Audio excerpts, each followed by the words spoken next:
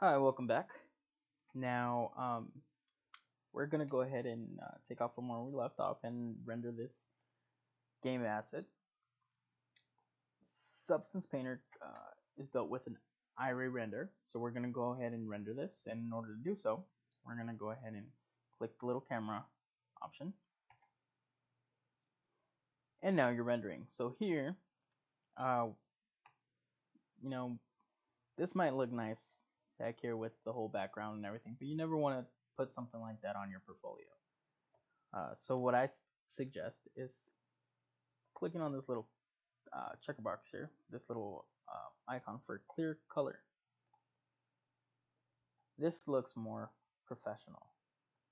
Okay, so and it's a whole lot easier to see. You don't want people to look at your background, at your trees, mountains. None of this. All this takes focus away from what you're doing. Okay, so that's why I suggest going with a clear color. Okay, so here you have some parameters as well. Environment settings. Um, you can put your own HDRIs into this map. Environment exposure, rotation. So if you rotate, it rotates the sun along with it, along with the shadows. So you do want to be able to cast a shadow. Just gotta know where.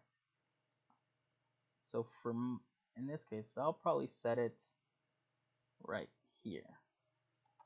That way people can still see my shadow, but it's not taken away from the main focus, which is this.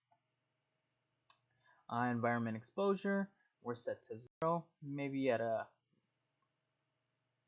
0.1 or 0.15. Looks pretty good. No, 0.1. Yeah. Okay, so I'm gonna go ahead and leave it at 0.1. Now, this here tells you with the environments. This here tells you with camera settings and your viewport settings. So for now, I'm gonna go ahead and give you a quick overview of your environment settings.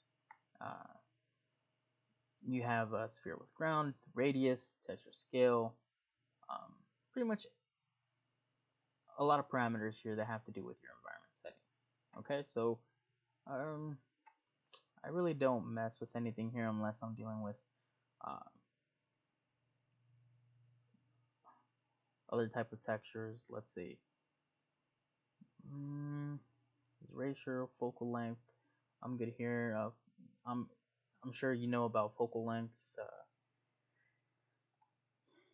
Right now I have it set to 17. You can always, increase it. I always give it its usual, which is 17.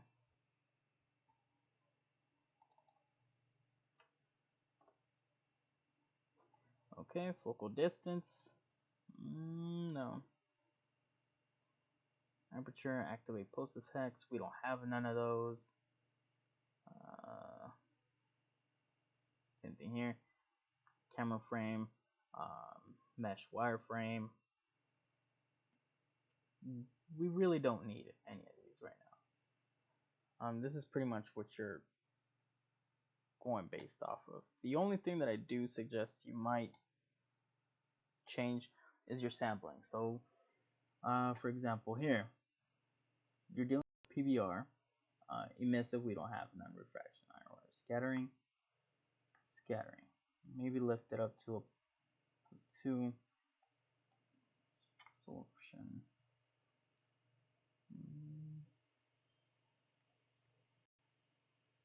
Let's go ahead. Close that. Settings. Yeah, that's correct. Okay.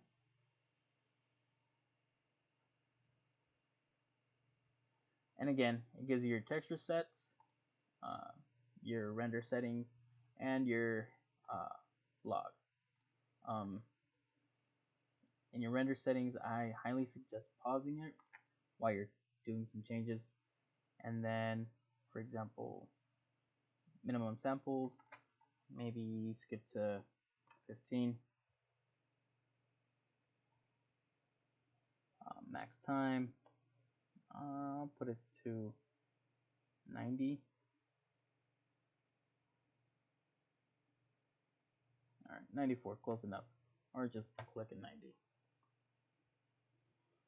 90. Caustic sampler, we don't need none of that. Alright, resolution.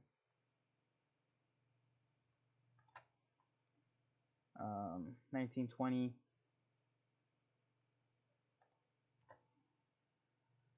by 1080. Okay, and again, continue.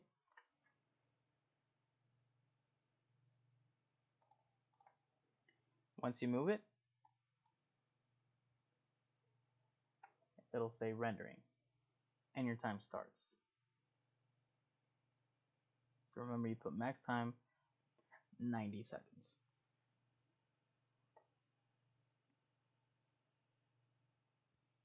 And you're pretty much just waiting for this to render. And that's it. That's all there is with rendering in Substance Painter. Okay. What I'm gonna do now, you can either, from here, you can either save your render as a JPEG or PNG, and it gives you the option to share it to your ArtStation account. Okay. So I'm gonna go ahead, once this is done rendering, it's gonna say done up here, and once it's done rendering, I'm gonna go ahead and save my render.